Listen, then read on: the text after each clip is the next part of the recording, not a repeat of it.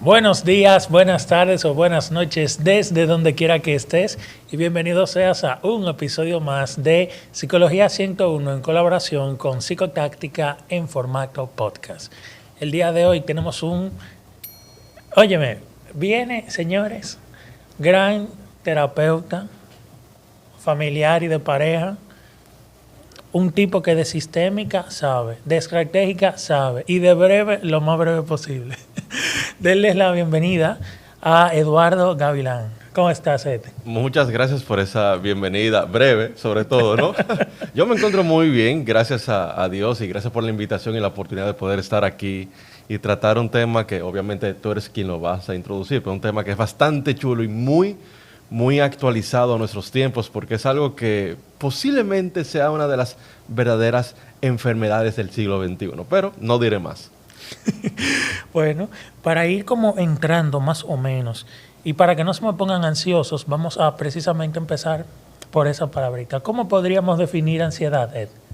Mira, es interesante porque dependiendo el marco teórico en el cual tú te acojas o vayas, desde el área clínica la ansiedad no es más que un mecanismo fisiológico que nos permite adaptarnos a las distintas amenazas o retos que el medio nos puede presentar. Y es algo que no solamente está presente en el ser humano, también los animales presentan niveles de ansiedad porque tienen que sobrevivir a las amenazas del medio. Por ejemplo, hay animales que fácilmente pueden ser depredados por otros mayores, más fuertes y tienen que emprender ciertos mecanismos, ya sea de pelea o de huida. Bueno, detrás de ese mecanismo de pelea o de huida, justamente está la ansiedad y lo mismo pasa con el ser humano. Entonces, la ansiedad no es más que una respuesta adaptativa a nivel fisiológico y que obviamente desencadena también ciertos patrones de conducta, cambios en el cuerpo que nos permiten enfrentar las amenazas que pueden ser reales o imaginarias de nuestros medios. Ok, yo creo que esa es una definición bastante concreta y completa, tomando en cuenta, ¿verdad? Que, por ejemplo, tú mencionas, dependiendo del punto de vista, enfoque, modelo, de cómo describir la ansiedad, tengo que aprovechar el hecho de que tú eres un terapeuta sistémico. Desde lo sistémico, ¿verdad? Primero, ¿tú podrías más o menos describirnos el modelo sistémico de manera breve y luego cómo podríamos abordar la ansiedad desde lo sistémico? Y cuando dices abordar, ¿te refieres a definirla desde lo sistémico? Ok. Definirla desde lo sistémico. Definirla desde lo sistémico. Muy bien, pues mira, cuando estamos hablando de los modelos de terapias sistémicas, nos referimos a estos modelos donde quitamos la existencia de una causalidad lineal. ¿Qué es eso? Bueno, si tomamos, por ejemplo, psicoanálisis, terapia cognitiva conductual o humanismo, entre otras corrientes, se entiende que si sucede A, se detona B. Es decir, B es consecuencia directa de A y nada más. Y eso no está mal. De hecho, esta causalidad lineal ha permitido que la ciencia avance en distintas investigaciones, en el desarrollo de ciertas, no solamente teorías, sino también de mecanismos, maquinarias que nos permiten mejorar la calidad de vida que tenemos en el presente. Sin embargo, en la terapia sistémica entendemos que no necesariamente B es un producto de A, sino que pueden haber otros factores interactuando a la vez y retroalimentando efecto y causa y efecto. Por ejemplo, si vemos que una pareja está discutiendo y nos dicen en la consulta, no, lo que pasa es que no nos ponemos de acuerdo en un tema económico. Decir que la discusión es porque no se ponen de acuerdo en un tema económico, es decir, que A causa B, es una visión lineal del problema. Si lo viéramos desde una perspectiva sistémica, no solamente tomaríamos en cuenta de qué están discutiendo, también tomaríamos en cuenta cuál es la percepción del problema o del tema de cada uno de ellos. Dos, cómo es el ambiente donde se está desenvolviendo esa discusión. Tres, cómo es que interactúan, cómo es la respuesta de cada uno ante la respuesta de la otra persona. Cuarto, también incluso analizaríamos si este tema de no lograrse poner de acuerdo viene por una influencia tal vez del medio del trabajo, ya sea, mira, están recortando personal, tengo miedo de que me toque a mí ser despedido y por ende tenemos que ajustarnos económicamente porque si no puede pasar lo peor. Y estos factores que vienen a entrar en juego, entonces nos llevan a pensar los problemas desde un modo un poquito más amplio, no solamente desde la premisa de A es lo que causa a B, sino de, no, espérate, hay diferentes factores o diferentes sistemas, de ahí viene la palabra sistémica, claro, que pueden estar influyendo no solamente en el estilo de comunicación, en la percepción del problema, en el abordaje del problema, sino en la persistencia del problema en el día de hoy. Entonces, eso es una definición que pudiéramos brindar de qué son las terapias sistémicas. Para recapitular, son esos modelos que toman en cuenta diferentes factores, no solamente una causalidad lineal, sino el medio ambiente, la percepción psicológica, las acciones en concreto, el estilo de comunicación y cómo todo esto interactúa en el problema, haciendo que persista y se mantenga a lo largo del tiempo. Entonces, ¿qué visión sistémica pudiéramos ofrecer acerca de la ansiedad?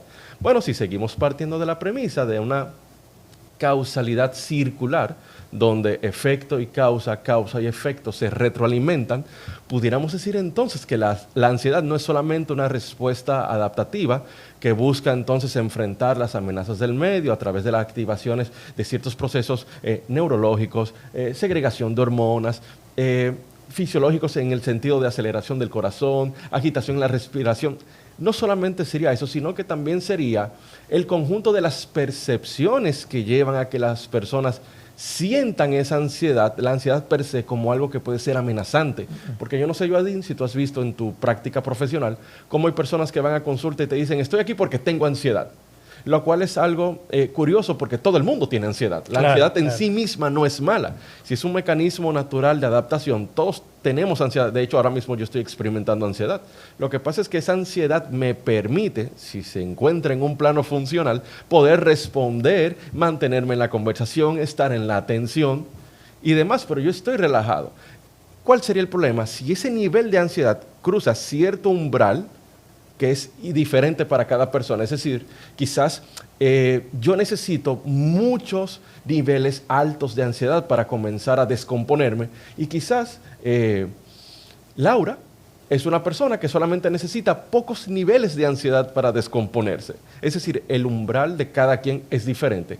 Sin embargo, en esta perspectiva sistémica que entendemos de la ansiedad, no solamente es este proceso biopsicofisiológico que ocurre para ayudarnos a adaptarnos, sino que también incluye cómo estamos manejando esto y cuál es la percepción que tenemos de aquello que detona la ansiedad. Porque entonces, si esta percepción es disfuncional, por ende nuestra respuesta también va a ser disfuncional. Pero si nuestra percepción es funcional, es equilibrada, sí, vamos a experimentar niveles de ansiedad, pero no nos va a llevar quizás a perder el control, a sentirnos invalidados o bloqueados. Y eso es una forma muy interesante de ver la ansiedad porque, de nuevo, dependiendo cuál es el enfoque que tú apliques para observar este tema, si tú usas el de la causalidad lineal, tú vas a ver que la ansiedad es un problema en sí mismo. Desde las perspectivas sistémicas, la ansiedad no es el problema, es el síntoma o forma parte del problema, pero no es en sí la raíz del problema. Hay algo que está detonando esta ansiedad, en primer lugar. Número 2, hay una autopercepción de que yo no puedo lidiar con eso que me está detonando la ansiedad. Y número 3, en ocasiones existe una certeza de una condena. No puedo enfrentar eso, no tengo manera de resolver eso. No tengo como respuestas inmediatas y las que considero necesarias para poder afrontarlo. Exactamente, y como desde los modelos sistémicos entendemos que existen 3 tipos de relaciones, la relación de una persona consigo mismo, la relación de una persona con los demás y la relación de una persona con el mundo, si existe un desequilibrio en ese sentido y entendemos que no tenemos respuestas o que las herramientas que poseemos no son suficientes y en esta relación de nosotros con nosotros mismos no nos sentimos capaces, o si a la hora de lidiar con un problema de pareja, yo no me siento en esa relación con los demás o con la pareja en cuestión, como que hay un ancla segura para poder enfrentar esto, pues definitivamente esta percepción va a influir en que mis niveles de ansiedad aumenten al no ver o no sentir o no entender que tengo las herramientas para enfrentarlo. Yo creo que fue súper preciso eso en el sentido de verlo desde la amplitud de no solamente la ansiedad tiene que ser algo exclusivamente negativo, tiene un factor protector. No siempre que una persona se sienta ansiosa significa que tiene que estar enferma, porque por ejemplo, Si tú sabes que te va a llegar algo que tú compraste por Amazon, tú te sientes ansioso porque tú quieres que llegue. O ese viajecito que tú tienes tiempo planificando. Esa Exacto. ansiedad positiva. Por supuesto. Eso es chulísimo. Entonces, nada más, no es solamente como que la ansiedad es algo patológico, punto, no. La ansiedad es un síntoma de otras situaciones que en mayor o en menor medida pueden sobrepasar este, vamos a decir, umbral de tolerancia de hasta dónde la ansiedad me descompensa. Y a partir de ahí yo puedo decir, espérate, ya aquí es el punto donde yo siento que o necesito ayuda, o necesito hablarlo, o el cuerpo busca la manera de cómo manifestarlo también. El cuerpo comunica, ¿no? Exactamente. Sí. Entonces, en ese sentido, cuando nosotros tenemos esta visión acerca de la ansiedad, ya no pasamos a verla simplemente como el problema que trajo a la persona a consulta es que está ansioso, es que está ansiosa. No, hay algo que está detonando la ansiedad, obviamente. En segundo lugar, que esto puede ser consciente o inconscientemente, porque hay que ser súper claro. Hay personas que nos van a llegar a consulta y van a decir, estoy ansioso porque le estoy pegando cuerno a mi pareja y mi pareja lo descubrió, como casualmente me ocurrió ayer con una sesión.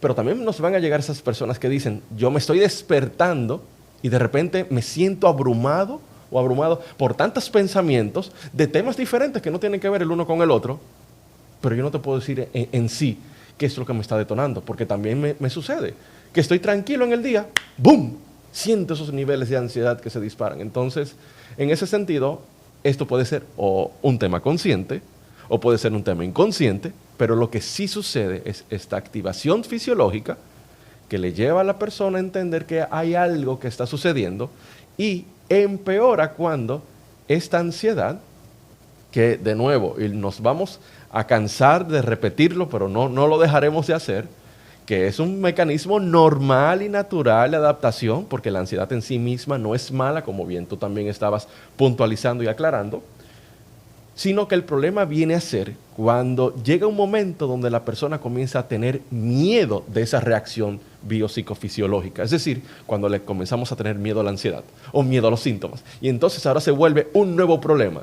Ya el problema no es eso que te detona la ansiedad, ahora el problema es, tengo la ansiedad y tengo miedo de estos cambios que estoy experimentando, esta incomodidad que siento, esta intranquilidad, esta preocupación que siento, y esto pasa a ser el nuevo problema. Pero que esto pase a ser el nuevo problema no quita el anterior, no quita aquello que lo está detonando o no quita esos factores que son medioambientales, que son psicológicos, que son comunicativos, que son relacionales, que también están detonando todo esto, pero que a la persona hacerse más consciente no tanto del problema en sí, sino del síntoma, que en este caso es la ansiedad, la atención, la percepción pasa a ser, estoy ansioso, por ende, ese es el problema.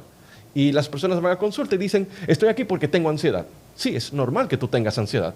Vamos a evaluar qué es lo que está sucediendo, vamos a indagar qué es lo que te ha llevado a ese punto donde, por alguna razón, ya no estás viendo lo que lo detonó, sino que te quedaste en el síntoma de que, mi problema es que tengo ansiedad, cuando realmente, y como bien tú puntualizaste, la ansiedad es un síntoma, no es el problema en sí.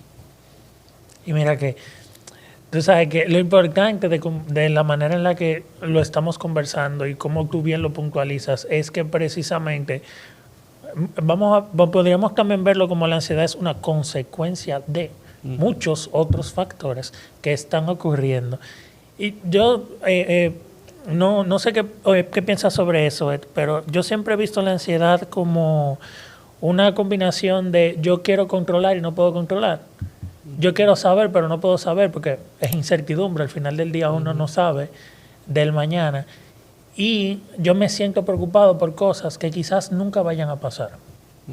Entonces la ansiedad es como este mix de muchas emociones encontradas donde tú no te encuentras. Y eso es lo curioso, cómo tú no te puedes encontrar dentro de tantas emociones que tú mismo estás produciendo y que muchas veces te hacen llegar a pensar que por eso la ansiedad es el problema. Exactamente, y mira, es una forma muy interesante en cómo tú lo estás planteando, y si tú comienzas a indagar e ir un poquito más al fondo, te vas a dar cuenta que en la mayoría de los casos, porque no me gusta generalizar, bueno, como hemos hablado, cada caso es su mejor explicación. Cada caso es su mejor explicación. Y usualmente las generalizaciones no son buenas, Pero si tú comienzas a indagar, en la mayoría de los casos donde una persona está experimentando altos niveles de ansiedad que no puede manejar, que no puede controlar, escríbelo. Hay una sensación de base que es el miedo. Y permíteme desarrollar esto para que no piense nuestro público que nos está escuchando que ansiedad es sinónimo de miedo o que miedo es sinónimo de ansiedad. No, no, nada que ver. Te voy a explicar cómo funciona esto. Nosotros manejamos, por lo menos en la terapia breve estratégica, 4 sensaciones de base, que son el miedo, que son el dolor o tristeza, la ira o enojo y el placer, ¿no? Entonces, usualmente detrás de nuestras conductas, ya sean conductas positivas, conductas negativas, hay una de esas 4 emociones. De nuevo, desde el marco teórico de la terapia breve estratégica. Desde otros modelos nos pueden decir, no, hay 16 emociones primarias, 8 emociones primarias. Sí, perfecto. Eso es otro marco teórico. Yo estoy hablando del marco teórico que yo domino y con el cual yo trabajo y que me funciona. Claro. Entonces, voy a tomar esto que tú acabas de decir. Quiero controlar algo que no puedo. ¿Qué hay detrás de ese quiero controlar algo y no puedo? Tengo miedo de que las cosas se salgan de control. No me da placer que las cosas se salgan de control. No me da tristeza que las cosas se salgan de control. Quizás puede darme rabia o enojo que las cosas se salgan de control. Pero esa preocupación a perder el control, esa preocupación es sinónimo de miedo realmente. Ok, vamos entonces con este mix de emociones que tú también estabas mencionando, esta incertidumbre. Detrás de esa incertidumbre, ¿qué hay? No sé si has escuchado, ya sea o has leído en series acerca de, ¿cómo se llama? De fantasía, de ciencias avanzadas, de utopías o distopias. Distopías, no sé cómo lo pronuncian en español. El punto es este miedo a la incertidumbre, este miedo a lo desconocido. El ser humano tiende a temer aquello que no conoce. Tiende a temer aquello de lo cual no sabe. Y si el problema es la incertidumbre, detrás de esa incertidumbre se esconde un miedo. Miedo a lo desconocido, miedo a lo que no puedo manejar, de nuevo, miedo a lo que no puedo controlar o miedo a lo que yo no sé cómo enfrentar. Entonces, detrás de esa incertidumbre también puede haber miedo. No es enojo a la incertidumbre, no es placer por la incertidumbre y no es tristeza por lo incierto. Que dependiendo del caso pudiera ser, como cuando una persona no sabe si su relación va a continuar o va a terminar. Claro. Pero hay miedo. Así como puede haber quizás en ese último caso muy puntual, tristeza, definitivamente lo que hay es miedo. Entonces, desde la terapia breve estratégica entendemos que esto de la ansiedad es un tema de percepción, reacción. Y lo explico un poquito más detallado. Aquí la percepción sería el miedo, que el miedo no es solamente una emoción, es también una percepción. Esto me sobrepasa, esto es una amenaza para mí, no sé con qué me voy a enfrentar, no sé qué es aquello que me puede esperar. Entonces, como percibo esto con miedo, hay una respuesta que se activa en el cuerpo. ¿Y esa respuesta cuál es? La ansiedad. Porque tengo que estar listo para enfrentar la amenaza de este medio. Aunque no sepa cuál sea. Aunque no sepa cuál sea. No sé si tú has visto este meme tan chulo que hay un gato y supuestamente la mente hablando, prepárate, ¿para qué? Prepárate, ¿para qué? Prepárate, ¿para qué? Y al final el gato termina totalmente erizado porque me tengo que preparar. Claro. No sé para qué, pero me tengo que preparar. Es decir, termina ansioso. Eso de erizarse los pelos y ponerse en modo de defensa, modo de pelea. Me recordé Yu-Gi-Oh! Al decir modo de defensa. Simplemente no es más que el hecho de la consecuencia de la activación de los mecanismos de protección, o de huida, o de conservación. Y lo que entra en juego ahí es la ansiedad. Entonces, volviendo un poquito para atrás. Es el miedo lo que detona la ansiedad. Por lo menos los niveles disfuncionales de ansiedad. Y no al revés. No es la ansiedad la que detona el miedo. Entonces, cuando tú tienes esta percepción sobre los problemas, sobre tu relación, sobre tu trabajo, sobre si tú tienes o no las herramientas para enfrentar las cosas, cuando esta percepción es una percepción basada en el miedo, la respuesta va a ser estos niveles de ansiedad que la persona no puede manejar o que siente que carece de las herramientas para enfrentar estos distintos problemas. Y es muy interesante porque entonces ahí es donde viene la incertidumbre que tú mencionas, el mix de emociones que se pueden encontrar, porque la persona ahora no solamente va a cuestionar la situación, también se va a cuestionar a sí mismo o a sí misma. No estoy a la altura, no lo puedo lograr, yo pensaba que sí, pero no, soy un fracasado, como también sucedió en una consulta que tuve ayer y estábamos introduciéndonos en este tema por parte de la persona que decía, es que yo no sé qué voy a hacer con mi vida, y obviamente esto detonaba la ansiedad, pero detrás de todo esto está el miedo de siento que no tengo el control, siento que no tengo herramientas, ya lo intenté y fracasé, así que no tengo más opciones. Entonces es muy interesante cómo esto que tú planteas, desde la terapia breve estratégica, tiene una explicación, es decir, este mix de emociones, esta incertidumbre, esta paralización que puede venir, quedarme en estado catatónico de, no sé qué hacer, y como no sé qué hacer, no hago nada. Y alguien dijo una vez, la no acción es una acción también. La indecisión o el no decidir también es una decisión y eso trae consecuencias. Muchas consecuencias. Ed, tú sabes que, ¿verdad? Como hemos hablado y hemos planteado muchos elementos, por ejemplo, tú bien definiste desde lo estratégico. Cuando hablamos de lo breve estratégico, ¿verdad? Uh-huh. ¿Cómo podríamos nosotros decir esto es lo que diferencia de otros modelos? Eso es lo que diferencia la forma de ver la ansiedad de otros modelos. Uh-huh. Bueno, en primer lugar, no tenemos una visión lineal del problema. Entendemos que, sobre todo, no es que tu trabajo te está causando estrés o ansiedad. Entendemos que no es la relación que te está causando estrés o ansiedad. Claro que sí. Pero la forma en cómo tú te percibes frente a esa relación o a ese trabajo, si tienes o no los mecanismos para enfrentarlos, forma parte del problema de la ansiedad. Eso en primer lugar. Por ende, no tenemos una visión lineal sobre el problema, sino tratamos de tener esta visión sistémica, circular, donde buscamos cuáles son las distintas piezas del rompecabezas que al poderlas armar, juntar, como que nos deja ver el cuadro completo y tenemos una mejor perspectiva del tema. Número 2, una diferencia que también entiendo que es fundamental es la forma en cómo nos acercamos a abordar esos problemas. En ese sentido, quizás desde otros modelos, que no es que esto esté mal, es que hay diferentes formas de resolver un problema. Claro. Quizás desde otros modelos ataquen la sensación, que en este caso sería los niveles de ansiedad. La ansiedad. Uh-huh. Bueno, desde los modelos estratégicos quizás atacaríamos la percepción, que es la que detona esa ansiedad, y buscaríamos cambiar en esa persona la forma de cómo está mirando su problema para que por ende cambie su forma de sentir, su forma de comportarse o de actuar y por ende su forma de entender esto que está sucediendo. En tercer lugar, al ser modelos de corte breves, usualmente llegamos a la solución del problema en un máximo de 10 sesiones. En base a mi experiencia, de 3 a 7 sesiones basta para que la persona ya vea un cambio radical con respecto a su problema, sino la solución. Por ejemplo, recuerdo el caso de este chico, 17 años, que estoy tratando. Ya lo estoy tratando por otros temas.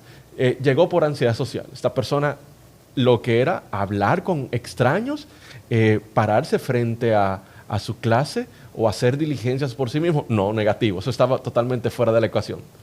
2 sesiones después, ya esta persona estaba comenzando a hablar con extraños. 4 sesiones después, ya estaba comenzando a hacer sus propias diligencias él solo y a interactuar con personas desconocidas, saliendo de ese círculo familiar, de confianza, que son tanto su familia cercana como las amistades, y embarcándose en el mundo, ¿no? Y en ese sentido, era muy ápero ver cómo con pocas sesiones, que quizás en otros modelos se tomen un poquito más de tiempo, lo cual no significa que los otros modelos estén mal, sino que tienen una forma diferente de acercarse al problema.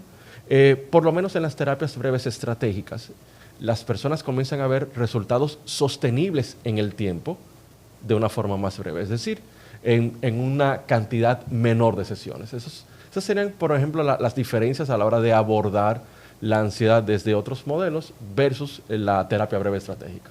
Perfecto. Entonces, ¿verdad? Partiendo de que lo estratégico y lo breve es sistémico y de lo amplio que es lo sistémico, voy a salirme un poquito de lo estratégico. La ansiedad, ¿tú dirías que podría ser hereditaria o heredada? Mira, sí y no. ¿En qué sentido sí es hereditaria? Bueno, en que todos tenemos este mecanismo de adaptación natural. ¿Y de dónde viene esto? Del mismo lugar de donde viene mi estómago, mi corazón, mis pulmones, viene de toda esta información genética que yo heredo de mis padres. También a nivel genotípico y fenotípico, el cómo yo soy, es la información que he recibido de los genes de mis padres. Sí, entonces nosotros podemos heredar esto, y de nuevo, aclaro para que no se malinterprete, como la ansiedad es un mecanismo natural de adaptación, todos heredamos los distintos mecanismos que tenemos. que se dan muchas veces en forma de instintos: supervivencia, conservación, protección, cuidado, todo eso se hereda. Ahora bien, si nosotros podemos heredar la tendencia, que esa es otra pregunta muy interesante, ¿podemos heredar la tendencia a la ansiedad, es decir, a respuestas ansiosas? Sí, de hecho sí, se puede heredar, sobre todo si tú lo miras desde el marco teórico. Aquí me voy a salir un poco de lo sistémico para luego volver a lo sistémico. Si tú lo miras desde el aspecto de las neurociencias y la genética, existe lo que se llama memoria genética. Y en la memoria genética está demostrado que hay comportamientos o tendencias a comportamientos que se pueden heredar. Ahora, heredar una tendencia a un comportamiento no es lo mismo que la activación de ese comportamiento. Pero te voy a poner un caso muy chulo. Dale un celular a una persona, un niño de 1 año, de 2 años, te lo va a desbloquear. Obviamente, si el desbloqueo no amerita introducir una clave o un patrón un poquito más avanzado, te lo pueden desbloquear. ¿Cómo es esto? Bueno, según esta teoría de la memoria genética, hay informaciones conductuales que vamos pasando de generación en generación y que permiten que las siguientes generaciones tengan ciertas ventajas al aprender o actualizarse en el uso de ciertas tecnologías, en este caso, contrario a las generaciones anteriores, ¿no? Y desde el psicoanálisis, si tú te vas a la memoria colectiva de Jung, o al... memoria colectiva no es la palabra, es el inconsciente colectivo de Jung. Bueno, Jung te dice que el inconsciente realmente está unido a otros inconscientes y que las personas pueden acceder a informaciones aquí, también a modo inconsciente, ¿no? Ok, ahora voy a salirme de esos modelos y voy a volver a lo sistémico. Y creo que la representación máxima en el sentido de hablar y exponer la ansiedad es el Dr. Murray Bowen y en su modelo de terapia transgeneracional de Bowen.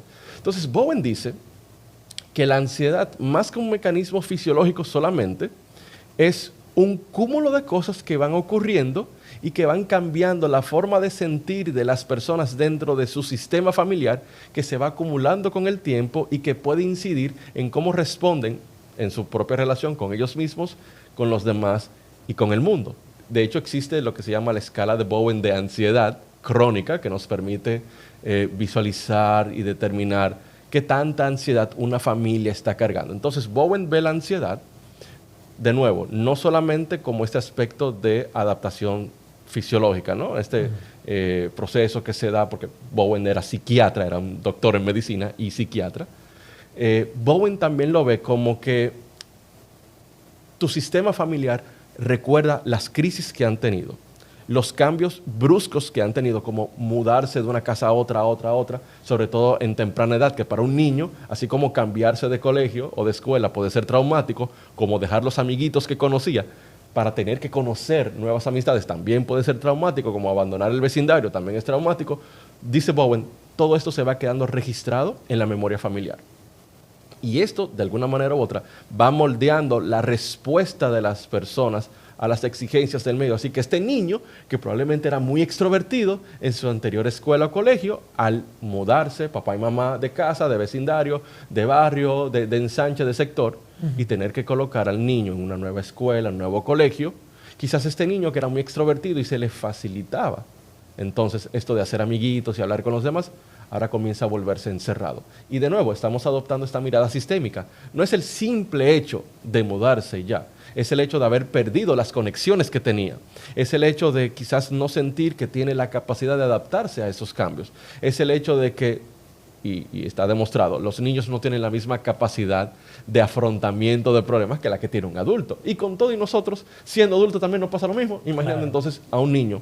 Entonces Bowen dice, todo eso se va quedando registrado en la memoria de la familia y esto va moldeando de alguna manera u otra cómo las personas actúan y responden y tiende a trascender en el tiempo. Es decir, la ansiedad crónica, que es esta ansiedad que queda en el sistema familiar, no se cura sola. Tú tienes que hacer cosas para reducir esos niveles de ansiedad. Entonces, en ese sentido, respondiendo a la pregunta, saliéndonos quizás de esos otros marcos teóricos como el de la terapia breve estratégica, pero quedándonos en el modelo sistémico per se, la ansiedad es algo que sí se puede transmitir, quizás no necesariamente a través de los genes, como enseña las neurociencias y la memoria genética, pero sí a través de distintos patrones de conducta, de acción y de reacción ante problemas y de formas de afrontamiento de los problemas.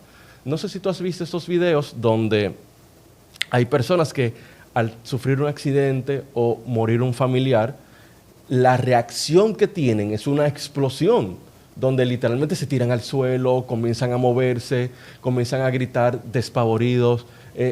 Estas reacciones, que pueden parecer espontáneas, se aprenden. Y Bowen decía, ese tipo de reacciones que encierran estos niveles de ansiedad crónica observados, palpables, tangibles, dentro del sistema familiar, se pueden reproducir. Entonces, en ese sentido, se puede heredar, en el sentido de estos son los patrones que yo conozco, esa es la forma de reaccionar ante estos problemas que yo conozco, es probablemente la forma de adoptar que yo voy a tomar entonces. Como este es mi modelo, esto es lo que yo Esto conozco, es lo que yo voy a hacer. esto es lo que yo voy a hacer. Esto es lo que toca. Es lo que toca.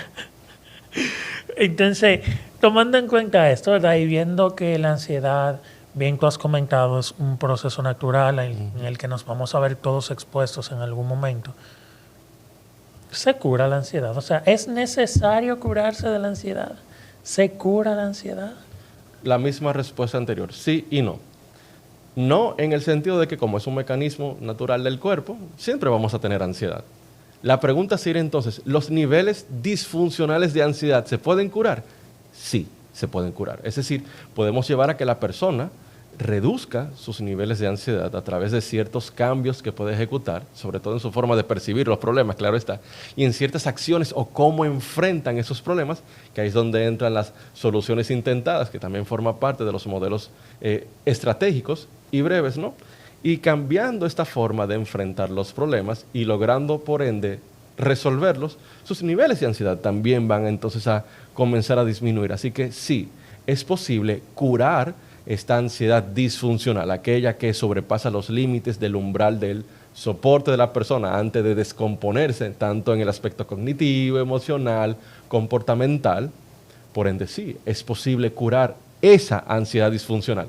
La que no se cura es la que es natural, normal, que nos permite estar listos, preparados a los eventos que puedan ocurrir, a los retos en medio. A cualquier estímulo externo que nos pueda llevar a, valga la redundancia, tú creo que lo has explicado magistralmente. Todos vamos a sentirnos ansiosos en algún momento porque necesitamos sentirnos ansiosos para poder subsistir ante cualquier reto o eventualidad que pueda ocurrir. La ansiedad es estar preparado. Una ansiedad patológica es estar sobrepreparado a algo que quizás no pase, ¿verdad? Correcto. Y ahora que tú mencionas esto de estar sobrepreparado, recordé un estudio publicado en el 99 por Antonio Damasio y Mike Gazzaniga, que son los dos de los exponentes más reconocidos y respetados en el tema de ansiedad y neurociencias, ¿eh? Y ellos decían que, según sus estudios y sus resultados, que si bien es cierto que se puede recomendar el tomar ansiolíticos, es decir, estos medicamentos que ayudan a reducir los niveles de ansiedad que un individuo está experimentando, no es la solución del problema. Porque ellos decían, es como tú enyesar a una persona completamente, desde los pies hasta la cabeza, y exponerla a situaciones de malestar terribles, horrorosas, y que la persona no pueda reaccionar. Está percibiendo el miedo, el horror, el dolor que esas situaciones le pueden provocar, pero está inmóvil, porque como está enyesado no se puede mover. Entonces, ellos decían, esto sucede con los ansiolíticos. Ojo, no es diciendo a nuestro público que nos escucha que no tomen ansiolíticos, es decir, que si quieren enfrentar esto solamente a base de terapia farmacológica, solamente tomando ansiolíticos, lo que van a hacer es reducir la activación fisiológica de la ansiedad. Ok, es verdad, la respiración no se me va a acelerar. El corazón, yo no voy a sentir el pum, pum, pum, pum, esa taquicardia, pero mi percepción de que esto me sobrepasa, yo no sé cómo entrarle, va a estar ahí. Sí. Y cuando se me acaben los efectos del ansiolítico, ¿tú sabes qué sí se va a quedar? Esta percepción que dice, yo no puedo, yo no sé cómo entrarle, yo no sé cómo salir de esto. Por ende, y es algo que ya comenzaste a mencionar hace un ratico, obviamente una de las formas en cómo tenemos que enfrentar la ansiedad o curar la ansiedad, claro, es asistiendo o comenzando, ¿no? Asistir donde una persona que realmente nos pueda ayudar y nos pueda guiar a, uno, entender qué es la ansiedad, 2, poderla diferenciar de la funcional, como tú decías, de la disfuncional o patológica. Y número 3, que nos ofrezca alternativas de comportamientos, de acciones e incluso hasta de percepción del tema para comenzar a abordar eso. Pero lo estoy diciendo obviamente muy a nivel general. Claro. No, y mira que tú mencionándolo así desde la perspectiva de nivel general, creo incluso que dentro de relativamente poco vamos a tener contigo, me parece que una actividad relacionada con eso. Vamos a tener, me parece que un taller abierto al público, ¿no? Correcto, mira, es la primera vez que voy a hacer un taller abierto a todo público. Usualmente los talleres que yo hago están dirigidos o a psicólogos o psiquiatras o estudiantes, tanto de psicología como de psiquiatría, y hay que salir de la zona de comodidad, ¿no? Claro. Entonces, como decía al principio, una de las enfermedades del siglo XXI, aparte de la depresión, es la ansiedad, entendiendo nosotros que nos referimos a ansiedad patológica, aquella que sobrepasa los niveles de soporte, de aguante de las personas. Y sí, en las próximas semanas vamos a publicar toda la información relevante sobre ese taller abierto a todo público para poder entender un poquito mejor qué es esto de la ansiedad y cómo poder manejar estos niveles de ansiedad que sobrepasan el umbral de cada quien. Pero, como bien tú dices, estaremos brindando información un poquito más adelante sobre esto. Pero sí, lo haremos porque entendemos que, si bien es cierto, ir a terapia es importante, quizás no todos tienen o el tiempo o el ajuste económico para hacerlo, pero sí pueden aprovechar estos espacios prácticos, no solamente de enseñar qué es la ansiedad, sino de cómo podemos ir lidiando poco a poco con la ansiedad para irles otorgando herramientas quizás no tan profundas como la que tú ves en un acompañamiento psicoterapéutico, pero sí definitivamente algo que puede mejorar, y estoy seguro que así va a ser, la calidad de vida de las personas que asistan a ese taller. Excelente. Así que tienen que estar atentos de cualquiera de estas informaciones. Dicen por ahí que no se puede tirar toda la carne a la parrilla, así que si se fijan, hemos hablado de muchísimas cosas, esto es sumamente nutritivo. Si quieren ver de manera objetiva y más práctica aún, tienen que echarle un ojo a ese taller definitivamente, porque aparte de que es abierto al público, y bien mencionó Eduardo, van a poder entender todo el mundo este tipo de conceptos, este tipo de situaciones, describir bien la ansiedad, que quizás no todo el mundo tenga las herramientas suficientes para poder entender algunos conceptos que se hablen desde la psicología, pero que ustedes sí puedan como que desmenuzarlo. Me imagino que van a tener también su espacio para hacer preguntas. Correcto. Y van a poder exponerse a todo esto. Y va también a haber un aspecto práctico, porque la idea del taller, como su nombre lo dice, no es solamente brindar información teórica, puesto que entonces fuera una charla. No, al tener un carácter de taller, vamos a trabajar en herramientas y mecanismos para enfrentar la ansiedad, los niveles altos de ansiedad me refiero. Y ahora que tú mencionas esta parte de la psicoeducación, de poder explicar bien a las personas esos conceptos de ansiedad, es importante porque a veces las personas tienden a confundir ansiedad con miedo, ansiedad con angustia, y son cosas diferentes, o con otras emociones. Y si bien es cierto que quizás pueden compartir ciertas relaciones, la forma de abordaje debe ser diferente para cada tipo de problema. Por ende, si una persona llega a mi consulta y me dice, tengo ansiedad, pero luego de hacer la entrevista del lugar, lo que veo es que lo que está padeciendo es depresión, de hecho, por un duelo no resuelto. Entonces no lo puedo abordar como si fuera ansiedad, porque lo que realmente es depresión. Entonces ahí radica la importancia de esto que tú mencionas, poder entender realmente qué es ansiedad y qué es lo que yo estoy experimentando, sintiendo como ser humano, porque quizás yo pienso que es ansiedad, pero es otra cosa. Okay. Y estoy buscando videos en TikTok, en Instagram, de cómo lidiar con la ansiedad. Mi hermano, usted no tiene ansiedad, usted tiene otra cosa. O viceversa. Una persona que dice, yo estoy deprimido, pero luego de hacer la evaluación y entrevista del lugar, no es depresión. Son altos niveles de ansiedad que te están quizás invalidando, paralizando, bloqueando. Por ende, el abordaje que la persona ha intentado hacer, ya sea por cuenta propia, acerca de la depresión, no le va a funcionar porque no es depresión lo que tiene, es ansiedad. Así que aquí radica la importancia de participar en este tipo de eventos donde vamos a dar explicaciones puntuales para todo público, es decir, aterrizando estos conceptos para que cualquiera sin formación profesional en el área de salud mental pueda agarrarlo, pueda entenderlo y sobre todo brindando herramientas para que la persona pueda enfrentarlo.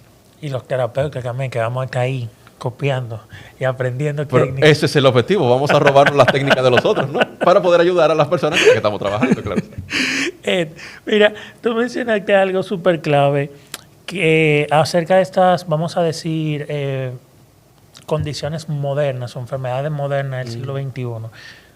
Mencionaste depresión, que siempre es un tema que genera muchísimas preguntas y cuestionantes. ¿Pueden convivir la ansiedad y la depresión? Sí, claro que pueden convivir. De hecho, eso es como preguntarle, ¿puede una persona tomar agua y comer a la vez? Claro, una persona come y una persona toma agua a la vez. Lo mismo sucede con la ansiedad y con la depresión. Sin ánimos de entrar de si una puede dar lugar a la otra, porque hay personas que dicen, es la ansiedad la que da lugar a la depresión, o es la depresión la que da lugar a ansiedad. Sin entrar en ese debate, porque no es el alcance ni el fin de esta conversación que estamos teniendo tú y yo, lo que sí sucede, y está comprobado, es que una persona puede experimentar ambas condiciones. Quizás en ocasiones no se sienta como que lo está atravesando a la vez, pero van a haber días u ocasiones donde va a sentir más quizás el efecto de la depresión y sus consecuencias, ese estado de ánimo decaído, esta pérdida por el interés en actividades que para la persona le resultaban placenteras, esta pérdida del apetito o al contrario, este aumento del apetito, que eso está relacionado con la ansiedad, esta pérdida del sueño o al contrario, dormir más horas de más. Y pueden haber otros días donde lo que esté en la cabeza de la persona no sea quizás el no me siento bien, sino el no sé cómo resolver, no sé cómo resolver, no sé cómo resolver. Eso no es depresión. Eso es una preocupación con algo del futuro, de algo que estoy viviendo en el presente y cómo puede afectar mi futuro. Y cuando hay esa visión preocupada del futuro, usualmente no está ligada a la depresión, está ligada a la ansiedad. A la ansiedad. Sabemos que lo que sí está ligado a la depresión es más bien esto que pasó. Ahora, lo que va a pasar tiene más que ver con ansiedad que con depresión. Y pueden haber días donde la atención del individuo o la sensación o el pensamiento o el sentimiento de la persona esté más del lado de la balanza de la ansiedad que del lado de la balanza de la depresión. Ahora bien, ya sea que experimente uno o experimente lo otro, una persona que esté experimentando tanto síntomas de ansiedad como de depresión debería de ponerse en manos de un profesional porque, de nuevo, sin ánimos de buscar cuál trajo a cuál, como explicábamos, la causalidad lineal en las terapias sistémicas no es algo en lo que nos fijamos, sino en cómo todo esto está interactuando y persistiendo en el presente.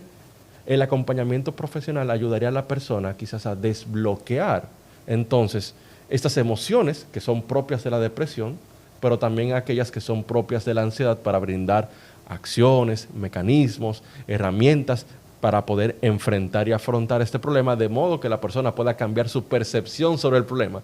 El de la depresión, la certeza de una condena. Yo no puedo, no hay forma. Me voy a quedar tirado en la cama. Yo no voy a superar jamás esto. Y el de la ansiedad, no sé lo que viene, no sé si lo pueda controlar, no sé qué esperar. Entonces, en ambas otorgamos mecanismos, herramientas que cambien la percepción de esas dos visiones, de esos dos problemas, para que la persona pueda realizar acciones diferentes y al hacer esto, su estado de ánimo comienza entonces a mejorar. En cuanto a la depresión, el hecho de recobrar los ánimos, la energía, la fuerza. En cuanto a la ansiedad, reducirla para volver a ese estado de calma, de paz, de sosiego, de ok, eso está en mis manos, sí, lo puedo enfrentar un paso a la vez, un día a la vez, pero lo estoy haciendo.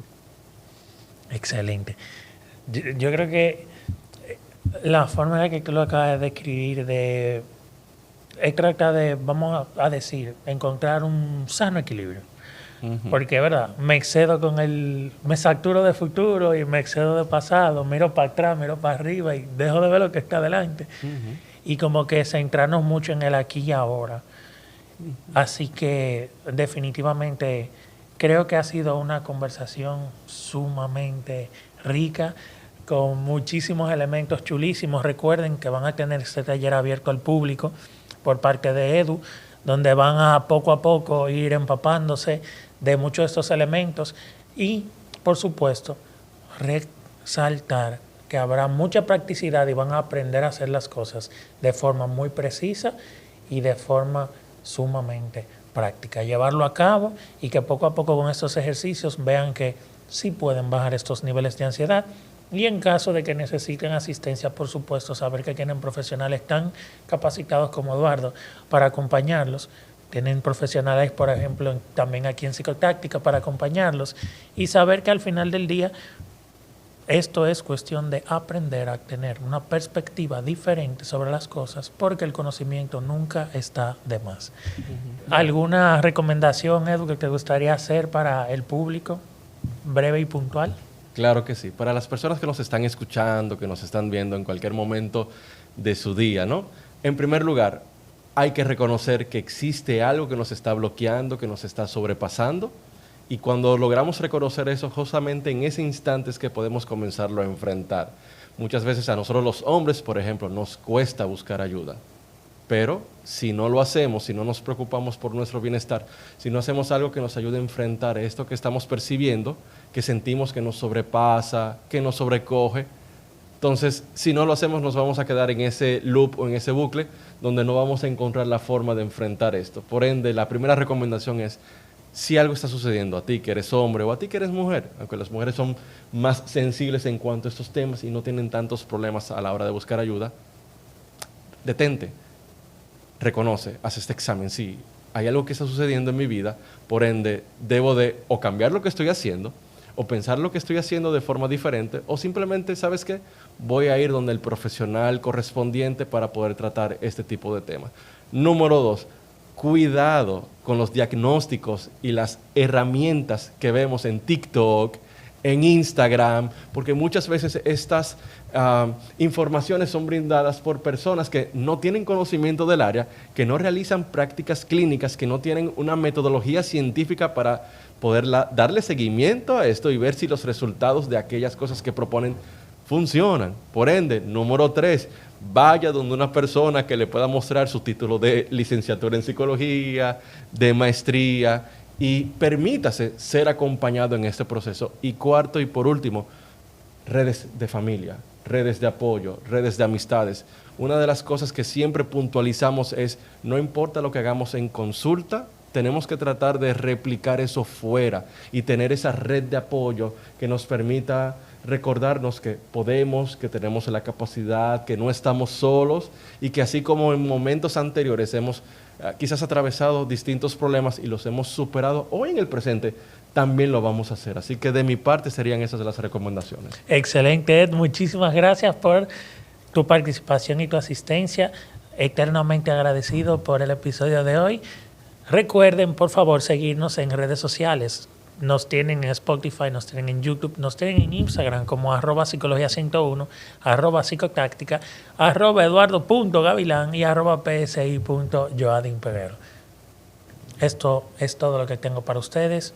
Nos vemos en consulta.